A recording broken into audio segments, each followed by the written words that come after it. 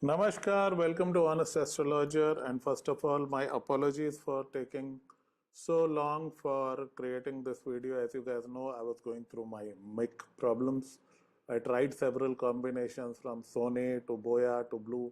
My good old Blue mic stopped working with my laptop. But then I finally realized something wasn't right with the YouTube algorithm.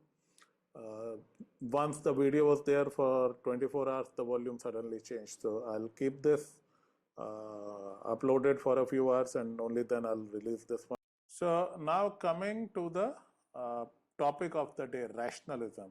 In my last video, I had asked you if you guys wanted me to give you a tip and a system to think more rationally and less emotionally.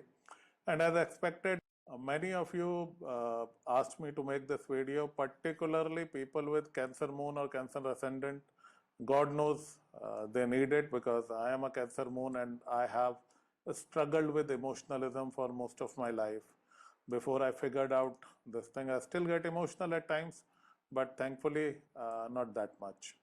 As a society, as a people, we are an emotional people. We have glorified over emotionalism through our movies, through our media, through our speeches. We are a very emotional people, and we have put emotions on a pedestal where it should not have been.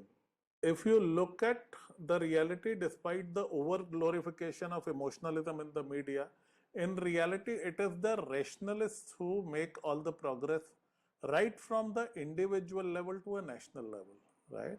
It is scientists and entrepreneurs who and big industrialists who bring progress, prosperity, and stability, not the sentimentalist agitating types.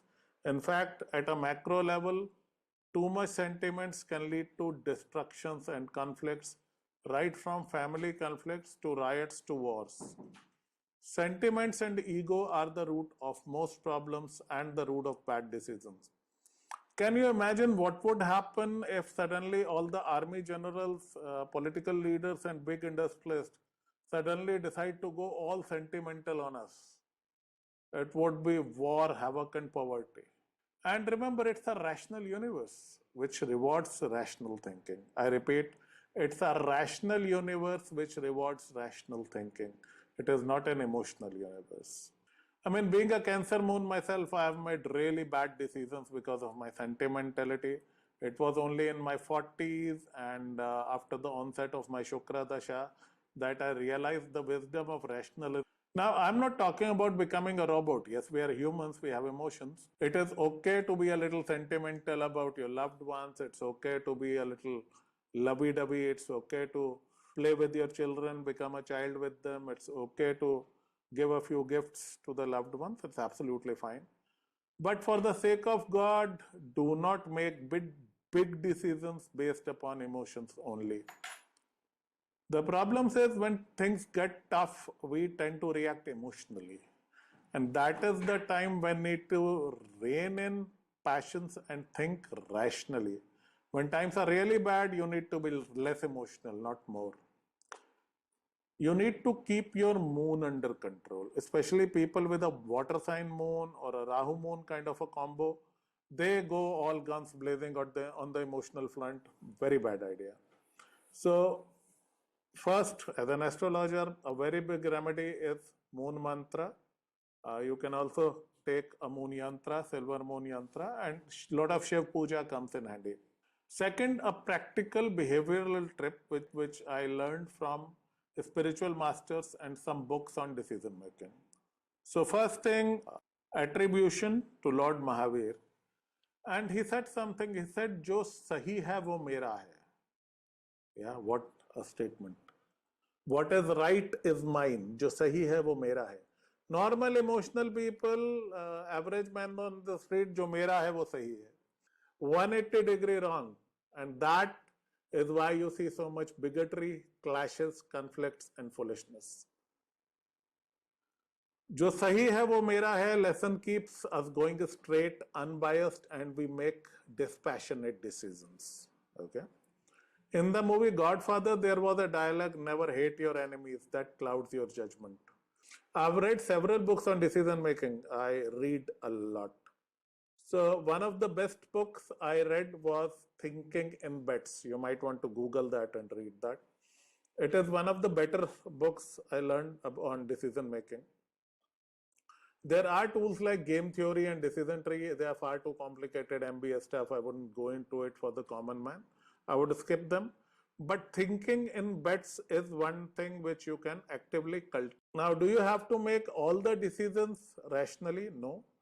There are two kinds of decision. One is a short-term, small consequences decision that you can decide whatever you wish. They don't matter much. For example, what to eat for dinner, which toothbrush to buy, which soap to use. I mean, even if something goes wrong, it's for a couple of hours. You can always move on. Little harm done. It's okay to be emotional about these things. I love X sabji, I hate Y dal. That's okay. Better make them quick, get over with it. Do not spend a lot of decision making power on these. However, when things are big, which can make or break your future, at least consider the long-term consequences. For example, which house to buy, which car to purchase, which big investment to invest in. Some decisions like which person to marry, they have to be taken at a heart, mind, body, soul level. That's a totally different category. Someday I'll talk about it, not right now. Look, most big decisions in life, you just can't make them based upon feelings or intuition. You need a lot of clarity. Big decisions, practical decisions are better made through Shani and Mercury, and you should not let Moon or Mars make them. You should take emotions out of the equations and go absolutely rational on them. You have to make yourself a disinterested third party and look at things with cool detachment. Na kahu se dosti, na kahu se bair.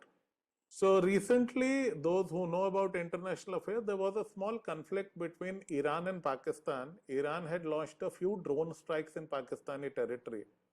My friends were, Iran will teach them a lesson and all that. And I replied, look, in this air conflict, there is no way Iran can win. And they were like, why would a deeply patriotic person like you make such a comment? I have a cancer moon, I bleed for India. But that shouldn't make me irrational. So for a moment, I said, think that they are team A and team B and let's analyze them objectively. Take the moon out, take the Mars out, let's bring Shani and Mercury and let's have a reasonable. Team A is a clerical state which has been under sanctions for almost 40 years and they do not have any sort of modern weaponry, technology or air power.